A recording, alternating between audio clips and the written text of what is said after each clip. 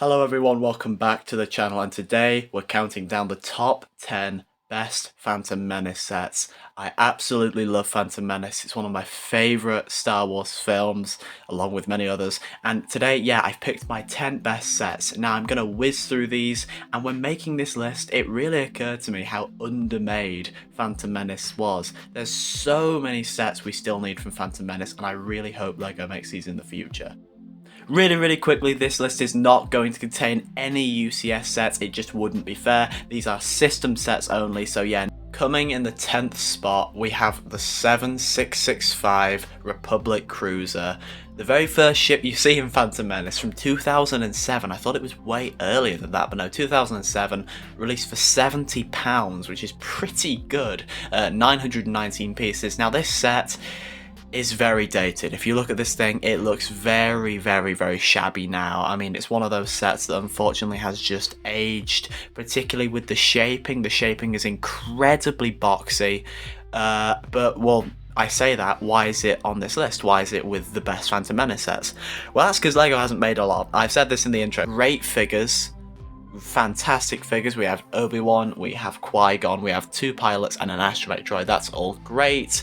I think that's the features that this thing has. I mean, it has a surprising amount of features. You have, of course, the escape pod, very fun. You have the cockpit, you can put 2 figures in there. Landing gear, there is a decent amount of interior, although it is quite ugly. There's a very sort of exposed Technic skeleton as soon as you lift up the little roof. But it has got some very hidden flick-fire missiles. Usually, you know, spring-loaded shooters, stud shooters, they're all slapped onto the sides of things. It's got very discreet hidden missiles, which I quite like. There's like a few crates, and like you can turn the antenna and things like that. It's pretty much just like bare basics for what we would expect. I do love the arrangement of the engines. I think the engines look awesome. I really want the Republic frigate, the Clone Wars version of this. I've just had a little look. That's going for about 400 quid.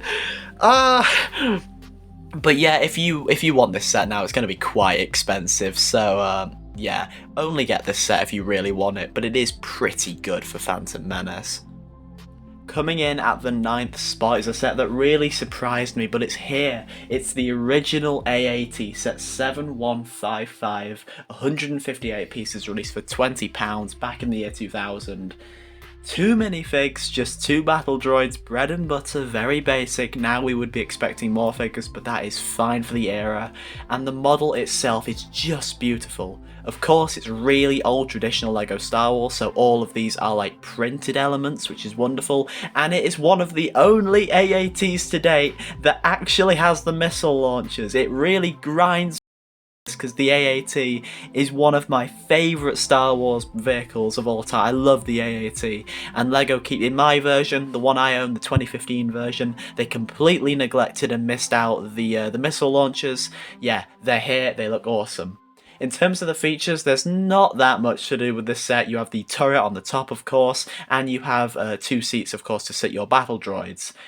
But I love the look of this thing. I think this is from 2000. Obviously, this is, you know, it is dated. They couldn't release this today. But I think in terms of actually old sets, I think it looks better than a lot of other old sets. And for that reason, it gets my respect, and it's the number 9th spot. Coming in next, and the 8th spot, is a set I absolutely adore. It's the 75169 Duel on Naboo. And this is such a good set. It was released for £20 back in 2017, 208 pieces, 3 minifigs. I mean, this was £20 to get Kenobi, Maul, and Qui-Gon. All 3 of those main characters for 20 quid. That was so good. You know, also Qui-Gon, I believe, yeah, Qui-Gon was exclusive. The other 2 weren't, but I mean, they're kick-ass minifigs anyway. In terms of displayability though, this was one of those 20-25 quid scenery sets I talk about that wasn't very displayable. I mean, You know, obviously I do have this set and I don't really display it, like it's sort of at the back of the collection purely because it just doesn't look very good. But there's so much you can do with this thing. I got it back in 2017, I used to play with it a little bit as a kid, you know, and yeah, there's so many features. You have the laser door that can open and close to trap Obi-Wan, you have the pit where you can fling Obi-Wan back up to kill Maul, there's a great ring that goes around, obviously the ring around the reactor shaft to pose your minifigs, and I do think this set is really successful still, even though it's not as displayable as, I don't know, the Duel on Mustafar, Yoda's Hut, whatever. It's still really, really good, and yeah, I absolutely love this set. It's the only version of the Duel of the Fates they've made, and it was such a good one. Coming in next is a set I actually have reviewed. It's the 75258 Anakin's Pod Racer, the 20th anniversary edition, of course 2019, 25 quid, it had 279 pieces. Now, I'm going to be very, very quick with this one. It was a good build, it was a very good build. It's incredibly displayable, purely because of what it is, how it's structured, how it looks. It's on that clear stand, it's elevated from everything else. It's a really unique set, it looks awesome on display. Also, it's incredibly cheap. Now, I think the figures were a bit of a disappointment, as I touched on in the review. I mean, you had Anakin, which isn't a new figure. We had Padme, who was a really nice figure, very exclusive figure. They did mess up a bit on the face though, and then of course we had Luke. But yeah, there just isn't that much to see or do besides the builds for the engines for the pod racer. Everything else is pretty much what you see is what you get. I also believe there were far too many stickers. There was loads of stickers on the pod racer, but hey ho, it's not too bad. It's not like, you know, egregious levels that we'll get onto higher up the list actually. But yeah, no, the set was really, really good, and I have nothing really bad to say about it. Actually, the cheapest 20th anniversary set to buy today, brand new seal. It's the cheapest one. It's going to run you the least amount of money. So if you do want this set, get it, because it's a really good display piece. Just missing out on the top 5, we have the 2015 75096 Scimitar, known as also the Sith Infiltrator. 662 pieces, released for 85 quid. I didn't know it was that cheap. Yeah, there have been phases where I've been wanting to get this set. I'm kind of back and forth. I'm probably going to get it in the future because it is a really good set. One thing to know about this is it's incredibly big. Again, it's one of those sets that have a lot of weight, a lot of mass to it. It is kind of a boring vehicle. I don't know. I think there's a lot of other sets from Phantom Menace that I would like to either be remade or actually made. Other than this, we've had a lot of scimitars. A lot of these have come out, and they're all fairly similar. This is obviously the best one by far. Now, it does go down as one of those boring, in quotation marks, grey LEGO Star Wars sets, because it is. This thing doesn't really look exciting on a shelf. It's just like a wash of grey. But there are some things you can do with it. There's the Darth Maul speeder bike that goes inside. You have the probe droids that can come out of the bottom. Landing gear, of course, it's retractable. That's always a plus, right? You have a cockpit. Fairly nice cockpit. Now, the shaping is a little bit off. I appreciate the printed top, that is a very nice print, but the shaping around the cockpit is just a little bit off there. And of course you have your folding wings. Getting into the figures as well, of course we have Maul. This was his debut in 2015. This was, well, he was exclusive to this set. Of course he's been re-released several times now. We have Qui-Gon, he's still exclusive with that poncho.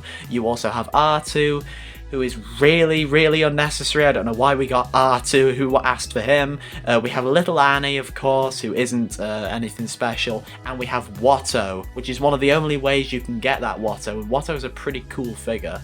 But yeah, this set as a whole, pretty good set. Just a tad bit boring. Coming in next, cracking the top 5. A lot of people are gonna hate me for not putting this at number 1. But I wasn't a LEGO Star Wars fan. I have absolutely no nostalgia for this set. I do recognise it as a good set, but no nostalgia. It is the 7662 MTT for 2007. It had 1,330 pieces and was released, it says on Brickset, for £78. Oh my god, I wish I had this thing now. Yeah, £78. Brand new seal today. This thing is going to run you about 500 quid. People really love this set, and I do recognise it as a really good LEGO Star Wars set. First of all, you have the proper droid rack. The reason why the 24 2014 MTT isn't here. It's known as one of the worst LEGO Star Wars remakes of all time. So disappointing. Is it because it didn't have a droid rack? This thing has a droid rack and it looks so good. You have there is supposed to be 3 rows. There's only 2 rows here, but I think that's fine. You have your cockpit where you can sit a few battle droids. You have like a cart that comes out of the back. Bit unnecessary. I actually do prefer the 2014 one with the start speeder there. At least it's something from the film. This Lego's just made this cart up, but I think it looks fine. And the thing is also on wheels, so it's very easy to roll around again. That's very, very nice to see.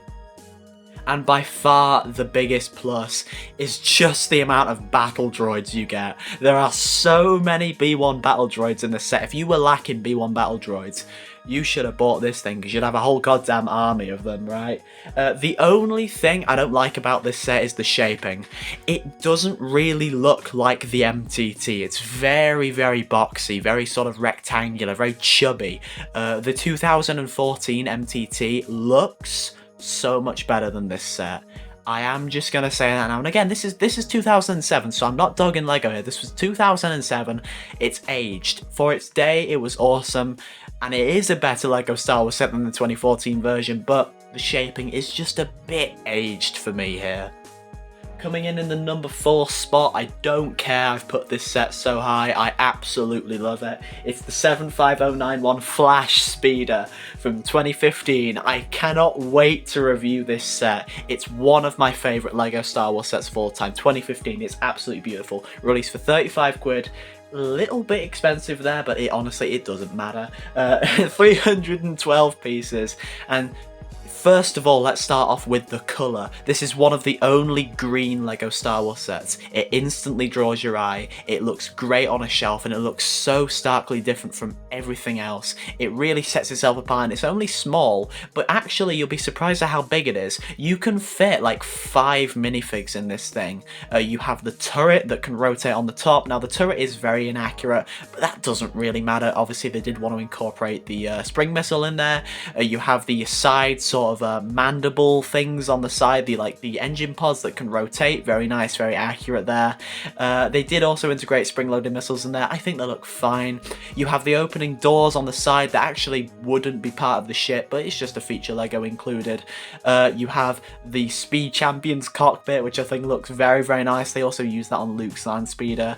Only 2 stickers. I think they're both very unnecessary, but hey ho, you don't need to apply them. And then we just have some compartments for storage at the back there. This thing is so good, and the minifigs are awesome as well. You have wonderful Captain Zarples, who is exclusive. You have a Naboo security officer. You have the Naboo pilot. He has wonderful sand blue and brown appearance. He's one of my favourite Star Wars minifigs of all time. And then you just have a few battle droids. The figures are awesome. The build is awesome. It's very unique, very sort of like a rare set that goes under a lot of people's radar. In the 3rd spot, we have the 75092 N1 Starfighter from 2015. 442 pieces, released for 55 quid. Now, I'm going to save a lot of this for my review. A lot of it, because I have so much to say about this thing, and I'm going to keep this video as short and sweet as possible. This set is a really mixed bag. It's a really, really, really mixed bag.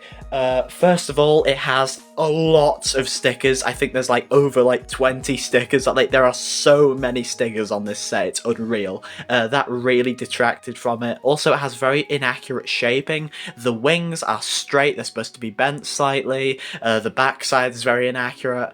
But do you know what? I don't really care. It's 2015. It's very inaccurate. That's kind of bad considering it's modern.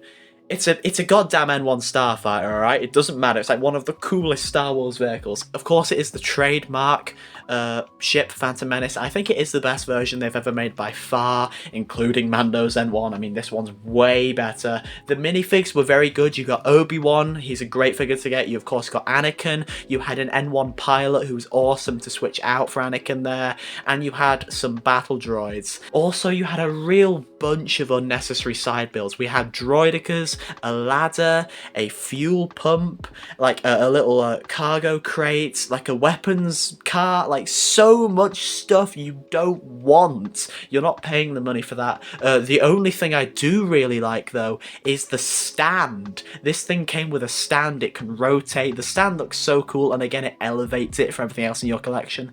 Now it isn't chrome, of course the UCS one is chrome, it's light bluish grey. I think that is fine though, because most of the ship is yellow, it doesn't bug you too much, and I still think this thing looks very acceptable. Coming in next in the number 2 spot is a set I do kind of want, but I know I'm not gonna buy, and there is a very good reason for that. It's the 7962 Anakin and Sebulba's pod racers from 2011. This thing had 810 pieces and was released for £80, which is really good.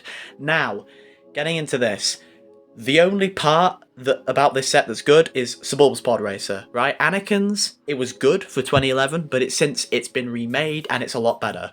And I wanted to complete the 20th anniversary run, so I bought the 20th anniversary version. The only reason I would like this set is for Sebulba's pod racer, and I really want them to remake this. The design is so cool. Sebulba's pod racer looks so awesome. It's orange. How many Star Wars vehicles can you name that are orange? It looks so eye-catching on a shelf. It just segregates itself from everything else, and I think it really stands out and is very eye-catching. Now, of course, with these pod racers, there isn't a lot to do. Pretty much the only thing you can do is just put the figures in right, but that's fine. Again, you know, for me, they're display pieces anyway. It doesn't really matter. They have the stands. Also, again, you have that beautiful Sebulba minifigure. Sebulba is very rare. It's very hard to get him. He is exclusive. Sebulba's great. You also have Watto. This is the only other set I believe that Watto comes in besides the 2015 Scimitar. Also, you have Wold. If you don't know who Wold is, he's the little Greedo looking guy there. We have Obi-Wan. We have Anakin, of course, as well there. Great figure selection, but I mean, the build, Anakin's pod racer is still pretty good here, but it's Sebulba's pod racer that really takes the cake, stealing the number 1 spot as the best Phantom Menace set to date. I'm gonna go with the 9499 Gungan sub, released a long time ago now, actually, back in 2012. 465 pieces for £55. Now, this set is so unique. It's a Star Wars submarine. I mean, how common is that? Not common at all, right?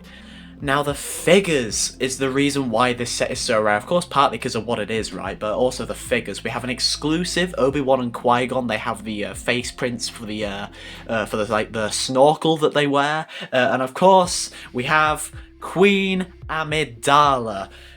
Like, hardly ever in LEGO Slight. I think this is the only Queen Amidala minifig we have. We have a couple of Padmes, but Padme's very rare. Yeah, this is Queen Amidala. She has that wonderful exclusive molded dress piece. The molded dress, like the headdress, like everything. This is such a valuable figure, and yeah, she's insane. Of course, also we get Jar Jar, but no one really cares about Jar Jar. He's a pretty lame figure. Getting into the set though itself, there are 3 cockpits. Only one of them is intended to be a cockpit. You can sit all 3 of your figures in the main one. The other 2 are primarily used for storage. You have an escape pod on the back. I think that's fine, but I don't like the stickers there. Those stickers are clear back stickers. That means if there is any little bit of dust, it's actually going to get trapped and you'll be able to see it. Yeah, clear back stickers are not very good, so you be careful with that. Also, there are a few storage boxes located on the wings, and there are some flick missiles on the underside, but they are quite sort of out of the way, so I don't really care about that. It's sort of like very more geometrical than it really should be. It should be more curved, and of course, with modern LEGO Star Wars, that could be achieved easily. I really want LEGO to remake this set. But yeah, that's really only the main flaws with this set. It's just the shaping. It's like a bit weird. But of course, it's 2012. What do we expect? I do really want this set, and it is my favourite Phantom Menace set, and I think that it definitely deserves its number 1 spot. Thank you all so much for watching. I hope you enjoyed this video. Of course, next we will be looking at Attack of the Clone sets. But which one of these Phantom Menace sets is your favourite? Do you own the number 1 spot? Leave, obviously, below in the comments what your favourite Phantom Menace set is. And I will see you all next time.